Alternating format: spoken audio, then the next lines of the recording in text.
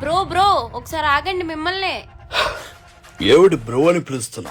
పిలిస్తే వరప్రసాద్ అని పిలు, లేకపోతే బాస్ అని పిలు. అంతేగాని తమ్ముడని అన్నయ్య అని బ్రో అని పిలిస్తే కథ మారుద్ది. ఏంటి నీకు మిమిక్రీ వచ్చా? నా వాయిస్ ఇలాగే చేసావా? మరి ఏంటనుకుంటున్నా మరి? చెప్పింది నువ్వే కానీ ఆన్సర్ రాసిచ్చింది మాత్రం నీ ఫ్రెండే కదా, నేను చూసాను. ఏ తెలిసిపోయిందా? తెలిసిపోయింది. నేను నీ ఫ్రెండ్ తో మాట్లాడాలి.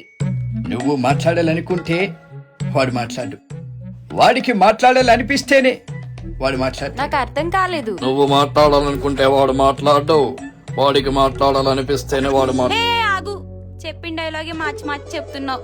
వాడు అసలు నీ ఫ్రెండా కాదా? వాడు నా ఫ్రెండే, కానీ నేనే వాడి ఫ్రెండ్ కాదు. అదేలా? నా పేరు వరప్రసాద్ భయ్యా. ఫ్రెండ్సా? దేనికి? ఎందుకంటే రండి భయ్యా, రేపొద్దున మీకు ఏమైనా హెల్ప్ కావాలంటే నేను చేస్తాను, నాకేదైనా హెల్ప్ కావాలంటే మీరు చేస్తారు. నీ హెల్ప్ నాకేం లేదు కానీ నా హెల్ప్ ఏం కావాలో చెప్పు. ఇదిగో అమ్మాయి, నువ్వు వాడితో మాట్లాడాలని, ఫ్రెండ్షిప్ చేయాలని ఇవన్నీ పెట్టుకోకు, అవన్నీ జరగని పనులమ్మా.